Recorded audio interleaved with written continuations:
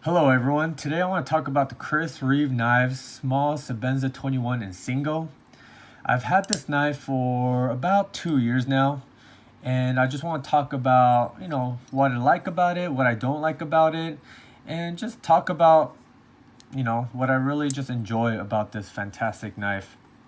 I've used it as an everyday carry in the office and then on the weekends when I go camping and hiking, and it's worked really well in both environments. One of the things I really like about this knife, especially this Insingo blade, is just the way they shape this blade. I really liken it to like a ballerina. It's very classy, it's slender, it's beautiful to behold. It's really appealing to look at. But more than that, it's just a fantastic utilitarian blade shape. Because the tip is canted down, you don't have to angle your wrist down so much to cut stuff. So it's really easy to use to cut open packages, to prepare food. It's just an overall really great just utilitarian blade shape. And I really like how Reeve does their stonewash. It hides wear really well, but it's also just very pleasant to look at. I just love the texture, just how it looks. It makes it look kind of like a rock. But yeah, overall, I just love the single blade shape. And the next thing I really like about it is, what everyone likes about Reeve knives. That's just that bank vault, feeling when you open and when you close, and just the way it locks up is very just purposeful.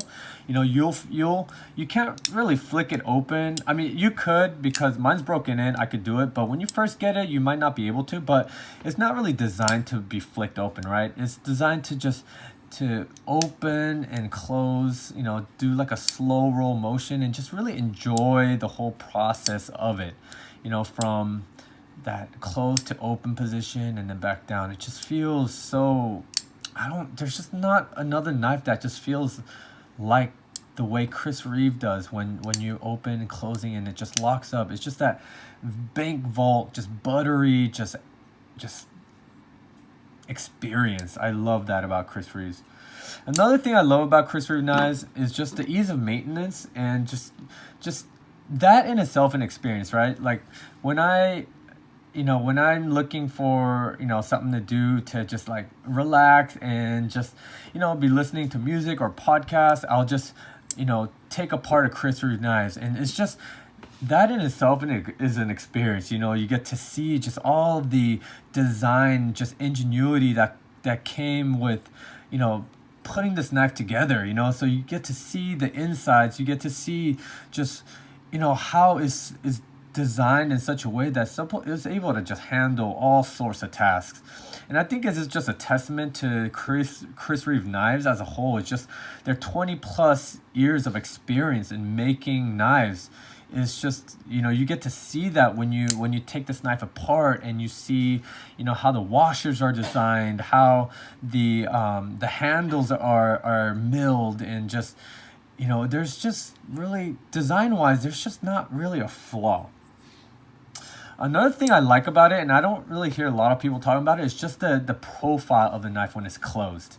It just, with that Insingo blade shape, it's something about that profile I really like. It just it's very pleasant to look at. And I think Reeve knives as a whole gives you that experience. It's a great knife just to look at. There's just something, even for non-knife people, it's, it just looks good.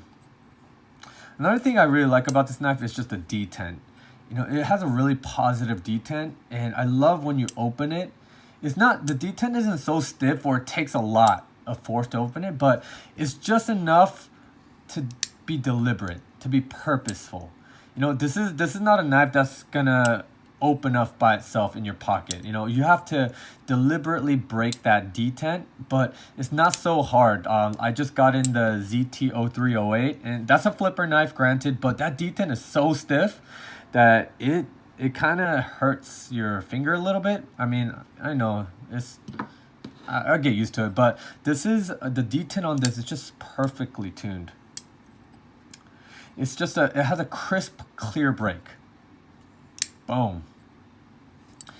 Now I want to talk about some things that maybe I don't enjoy as much. I'm not gonna say that it's like I don't like about this knife, but it's just, it is what it is. So the first things first is this knife isn't designed to be a fun knife. And what I mean by that is that, there's knives out there that are flippers. It's just really fun to play with and to fidget with. This knife, I mean, personally, I think it feels good to fidget with, but it's not like a fun knife. This is a knife that was designed to work. This is a knife that's not so much like a fidgety knife. So that's that. The other thing is that nowadays you could get more for your money, right? You know what? To me, that doesn't really matter because I love Chris Reeve knives, and I'm gonna keep getting Chris Reeve knives. But I know for $300 or $400 you could get, damascene steel with, really cool handle materials and really cool locking mechanisms. And I mean, there's so many different companies out there doing so many different really cool stuff and you could get really cool knives for the price that you would get a Chris Reeve. Chris Reeve is going to be S35 VN, just plain or not plain, but just titanium handles, and it's not going to be on bearings. But what I love about Chris Reeve knives is just it's very thoughtfully designed. It's really made to not only look good, but work really well and feel very well in the hand while you're using it. So that's what I really like about it. You know what you're getting with the Chris Reeve drives. You're not gonna really be surprised by it. Once you get your first, Chris Reeve, all the other Chris Reeves, you'll know generally what you're getting yourself into. You're gonna get a knife that you're gonna be able to pass down to your future generations. You're gonna get a knife that's just gonna look really good. It has really just a timeless design, and I really highly recommend getting one. If I know nowadays for knife nuts, there's a lot more options out there. When I first started about 10, 12 years ago, really Chris Reeve knives, was at the pinnacle of the production knife game. And I think that's still the case, but now you got companies like We Knives that are providing amazing production knives at a cheaper or comparable price. But like I said, I am a Chris Reeves fan, and so that doesn't really matter to me. I mean, to me, Chris Reeves is a knife that's just going to stand the test of time, and it's just going to work really well, and it's just going to last. So if you're on the fence about getting a Chris Reeve Sebenza 21 or any other knives, I highly recommend it, especially for us knife nuts. I think it's really great to at least have one in the collection because it is a standard that a lot of knife companies strive for. A lot of companies really learned a lot from Chris Reeve knives. A lot of companies are using their Reeves integral lock. A lot of companies are using titanium handles. They're chamfering the handles for comfort. They're doing the hollow grind. And granted, I don't know if Chris Reeves were the first company to ever utilize any of those elements, but I think they learned a lot from this company, and they know what works and what doesn't work. So if you're on the fence about getting one, man, go ahead and grab one. There's still a lot available of the Sebenza 21s.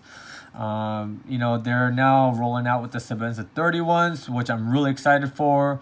I'm probably gonna get one, in the far distant future. I'm, really limiting myself from, spending on knives. But definitely, I'm pretty sure the 31 is going to be a fantastic evolution from the 21. So with that being said, if you're thinking, oh, should I get the drop point, the Tanto, or the Insingo, or the harpoon from the Omnimzon?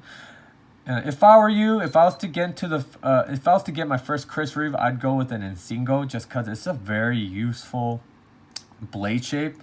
It looks very non-threatening. It kind of just looks like a snub nose, I don't know, thing, but it also looks very good. At least to me, it looks very nice. It's a very classy knife that that's at home in both the office and the outdoors. So, if you get a chance to go grab yourself a Chris Reeve Insingo. All right, I'll talk to you guys later.